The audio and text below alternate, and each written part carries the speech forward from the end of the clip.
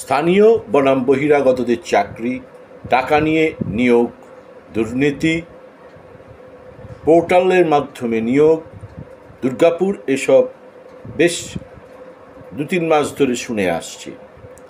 বিভিন্ন কারখানায় এ নিয়ে আন্দোলন করেছে স্থানীয়রা। বহিরাগতদের চাকরি দেওয়া হচ্ছে, তাদের দেওয়া হয়নি। এবার একটি বেসরকারি হাসপাতালের গেটে এ ধরনের আন্দোলন দেখা গেল। স্থানীয়দের চাকরি নেই, বহিরাগতদের টাকা নিয়ে বহিরাগতদের কাছ থেকে টাকা নিয়ে চাকরি দিচ্ছে নেতারা, এমন অভিযোগ এনে হাসপাতালের গেটে, বেসরকারি হাসপাতালের গেটে, শোভাপুরের বেসরকারি হাসপাতালের গেটে বিক্ষোভ এবং চাকরির দাবি। তবে নজরটা ভালো করে দিলে দেখা যাবে হাসপাতালের গেট আটকে বিক্ষোভ আদিবাসী সমাজের, যা নিশ্চিতভাবেই রাজ্যের শাসক দলের কপালে ভাঁজ ফেলবে। এতদিন এই বহিরাগত এবং স্থানীয় নিয়োগ, এটা ছিল আইএনটিটিউসির অন্দরের গোষ্ঠীদ্বন্দ্ব। সেই গোষ্ঠীদ্বন্দ্বের জেরে কোনো ক্ষমতাশীল নেতা, যেমন graphite, Durgapur steel plant, Durgapur alloy steel plant, বিভিন্ন কারখানায় কোনো নেতা চাকরি দিচ্ছে, কোনো নেতা চাকরি দিতে পারছে না। এই গোষ্ঠীদ্বন্দ্বের জেরে স্থানীয় এবং বহিরাগত এই সমস্যা নিয়ে এটাকেই পুঁজি করে বিক্ষোভ চলছিল।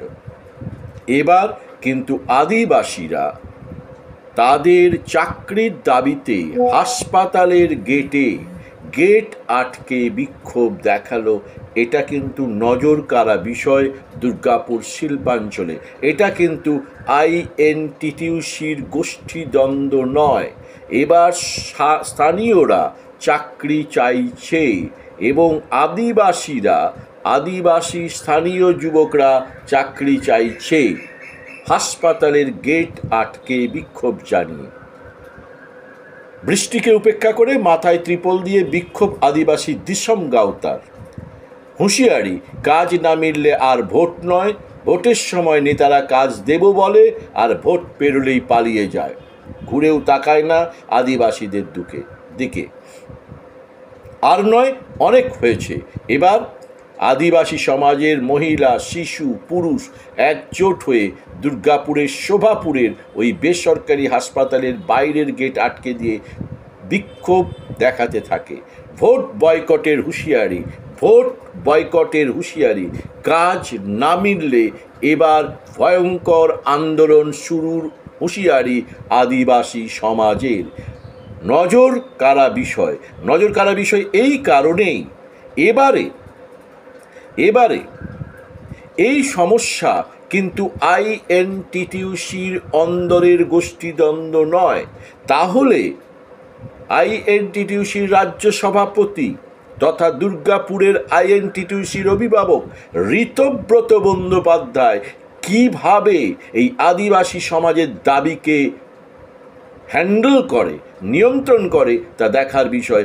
কারণ সরাসরি হুকুম জারি করে, এফআইআর জারি করে এ ধরনের আন্দোলনকে রুখতে পারবেন না ঋতব্রত। শাসক দলের কপালে সত্যিকারেই ভাঁজ ফেলে দিয়েছে দিশম গাওতা। যদি চরম আন্দোলন শুরু হয় তাহলে কিন্তু আর মাসকাবাড়ি পরিভ্রমণ দুর্গাপুর চলো, এটা ঋতব্রতকে হয়তো বন্ধ করতে হবে। কারণ এটা আইএনটিটিউসির অন্দরের বিক্ষোভ নয়, এটা আদিবাসীদের বিক্ষোভ।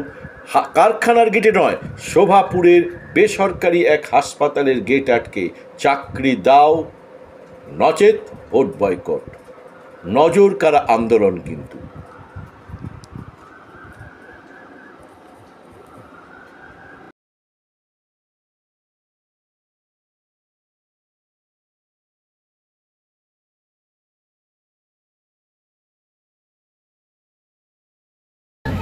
আজকের বিক্ষোভ আপনারা নিশ্চয়ই অবগত আছেন।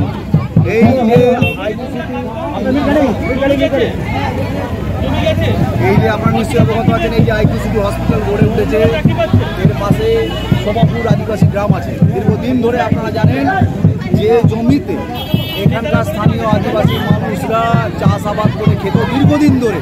শুধু আদিবাসীরা নয়, বহু মানুষ এখানে আদিবাসী ও আদিবাসী সুযোগ্য শ্রেণীর লোকেরাই চাষাবাদ করে খেত। কিন্তু যখন আইকিউসিটি হসপিটাল হয় তখন এডিডিএ বা আইকিউসিটি হসপিটাল কর্তৃপক্ষের সাথে কথা হয়, এখানে যারা জমি যারা দখল করে যারা কাজকর্ম করছিল, চাষাবাদ করছিল, তাদের একটা করে চাকরি দেওয়া হবে। প্রথমে বলা হয়েছিল তাদের জন্য বেড প্রায় 50টা সংরক্ষণ করে রাখা হবে, যে কোনো অসুবিধায় তাতে যারা সেবা পায়, জরুরি পরিষেবা পায়। কিন্তু এবং তার সাথে একটা সাইকেল স্ট্যান্ডেরও কথা ছিল, যাতে যারা জমি হারিয়েছিল তারা একটা রোজগারের জায়গা পায় এবং তার সাথে একটা করে কাজ। কিন্তু যত দিন যাচ্ছে, সেই বিগত আমরা 17-18 সাল থেকে কন্টিনিউয়াসলি আদিবাসী আওতার পক্ষ থেকে এবং এখানে শোভাপুরের যে সমস্ত মানুষজন, তাদের প্রতিনিধি, আদিবাসী আওতার প্রতিনিধি এবং প্রশাসনের তরফ থেকে বারবার বসেছি ম্যানেজমেন্টের সঙ্গে, কিন্তু ম্যানেজমেন্ট কোনোভাবেই এই কাজ করতে দূরের কথা, মিনিমাম একজন কোষে 27টা জমিহারা পরিবারের একজনকেও কিন্তু এখনো পর্যন্ত নিয়োগ করেনি। যার জেরেই আমরা এই লাস্ট 2 মাস আগে, 3 মাস আগে আমরা যখন লাস্ট দুর্গাপুর থানায় বসেছিলাম, এখানকার ম্যানেজমেন্ট, আদিবাসী আওতার প্রতিনিধি এবং গ্রামের প্রতিনিধি মানুষজনের, সেখানে আমরা বলেছিলাম যে যত শীঘ্রই সম্ভব মিনিমাম নয়, ম্যাক্সিমাম থেকে ম্যাক্সিমাম এখানকার যেসব মানুষ তাদেরকে নিয়োগ করা হোক। কিন্তু সেক্ষেত্রে আমাদের প্রথমে দাবি ছিল 18 থেকে বা 20 জন যদি এখন নিয়োগ হয়, বাদ বাকি যে 7 জন কি 10 জন বাকি থাকবে, সেগুলো পরে পর্যায়ক্রমে 2 জন 5 জন 4 জন করে যেভাবে যেমন একটা ব্ল্যাঙ্ক আসবে কাজের, সেই সময় তাদেরকে নিয়োগ করা হবে। কিন্তু সেখানে সিআই স্যার নিজে দাঁড়িয়ে কথা বলেছিলেন, না, কেউ যদি নিয়োগ হয় 2 জন 5 জন 10 জন বা 12 জন নয়, একবারে 27 জন এখানে নিয়োগ করা হবে। তো আমরা সেই আশায় বুক পেতেছিলাম। তার লিখিত ডকুমেন্টসও আমাদের কাছে আছে, যেখানে আইসি স্যার এবং দুর্গাপুর থানার ওসি সাহেব ছিলেন এবং 2 জন থানার ওসি সাহেব ছিলেন এবং আদিবাসী আওতার তরফ থেকে আমরা সদস্যবৃন্দ এবং গ্রামের প্রতিনিধি দলের লোকেরাও ছিলেন। তো সেইখানে আমাদের এই গত 4 দিন আগে ডাকা হয়, বলা হয় আইকিউসিটির নাকি রোজগার কম, পেশেন্ট হচ্ছে না, তাই জন্য কোনোভাবেই এখানে আর কাউকে নিয়োগ করা যাবে না। এখন যারা যারা এলিজেবল, বিশেষ করে যে 10 জন বা 12 জন মানেকে নিযুক্ত করা হবে, আর বাদবাকি যারা বাদ গেছে 27 জনের মধ্যে, তাদেরকে যে ভেন্ডারের মাধ্যমে এখানে কর্মী নিয়োগ করা হয়, তারা বলছে তারা বয়সের জন্য তাদেরকে এটা বাদ দিয়ে দেওয়া হয়েছে।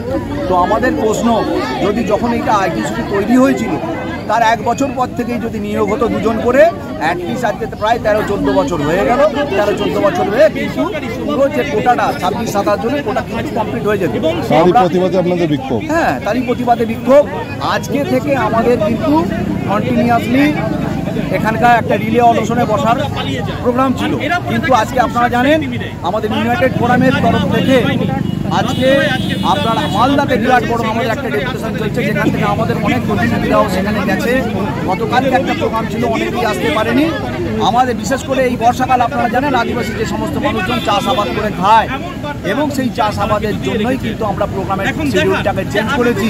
এই চাষের কাজটা শেষ হোক, আমরা যদি আজকে আমাদের এখান থেকে প্রতিনিধিরা গিয়ে কথা বলবে, যদি সঠিক পদক্ষেপ ওনারা গ্রহণ করেন, আগামী দিন কিন্তু এই আন্দোলন বৃহত্তর হবে। আজকে এইখানে স্থানীয় মানুষ আছে, আগামী দিন পুরো জেলার, পুরো রাজ্যের মানুষ এসে যখন এই প্রতিবাদটা করবে, তখন কিন্তু আইকিউসিটি কর্তৃপক্ষের কাছে কোনো রকম কথা বলা থাকবে না যে আমরা কি বলেছি আর কি করতে চাইছি। আমরা আদিবাসী আওতা সাধারণ মানুষজন এবং এখানকার যারা বসবাস করেন, যাদের জন্য আমাদের এই আন্দোলন, তারা কাজ পেলে তার থেকে ভালো কিছু হয় না। আমরা আশাবাদী আছি আইকিউসিটি কর্তৃপক্ষ, স্থানীয় প্রশাসন এই ব্যাপারটাকে গুরুত্ব সহকারে দেখবে। আপনার নাম? আমার নাম বুবুন মান্ডি, আমি আদিবাসী আওতার স্টেটের অবজারভার।